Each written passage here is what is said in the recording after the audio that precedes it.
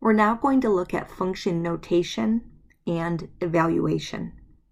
A function may be defined as an equation with two variables. For example, we can have the equation y equals x plus 4, which defines y as a function of x.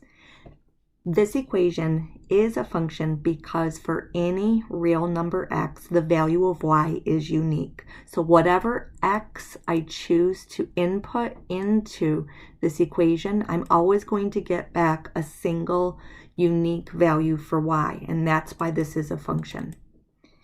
When a function is defined by an equation, we can use function notation. So instead of saying y equals, we could say f of x equals. And that is exactly how this is read, is f of x equals x plus 4. So the f of x is our function notation. F is the name of the function. X is our input, our domain. And then f of x, remember f of x is just our y value. So f of x is the function variable or the y value or our output variable, and it corresponds to x. We're also going to be looking at evaluating our function.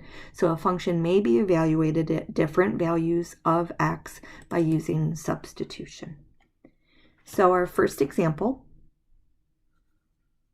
examine the statement f of negative 2 equals 3. So I want us to identify different parts of this statement. So first, we have f, and remember this is just the name of the function. And we can have different names. We could have, instead of f of x, we could have g of x, etc. So this is just the name of the function. Negative 2, notice, is inside our parentheses. That is our input. It's inside. It's our input. That means that's our x value. And so since 3 is our outcome, it is our output, it is our y value. And if we have an x value and a y value, that means we have an ordered pair or a point. And our x is negative 2 and our y is 3. So that's what that notation actually is telling us. Now we're going to start evaluating functions. So we're going to be given a function. We're going to be given an input. So for example, for our first function, which is called f, our input is x. And our specific value for our input is 0. And so we are letting x equal 0. So f of 0 is equal to 1 over 0 minus 2. And 0 minus 2 is negative 2. So this is equal to 1 over negative 2 or negative 1/2. Those are equivalent to each other. Now what happens if x is equal to 2? So if we let x equal 2, then we get 1 over 2 minus 2, but 2 minus 2 is 0. And I want you to take a few moments, and I want you to recall what happens when we divide by 0. And that's right, this is undefined, which means there is no y value when x equals 2. But when x equals 0, the y value is negative 1/2. So I just want you to take a few moments and think about when we're evaluating, it's all about input and output. Your first homework question, question number 1, let h of x equal 1.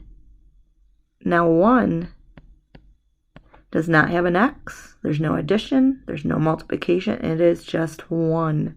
So your question is, you need to determine what h of 2 is.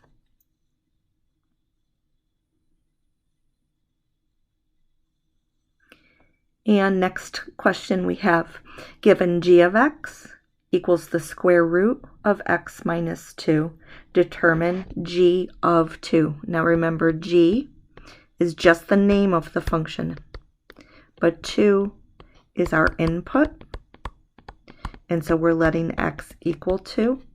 And so this is equal to the square root of 2 minus 2, and 2 minus 2 is 0, and the square root of 0 is okay. The square root of 0 is 0. But what happens when we let x equal 0?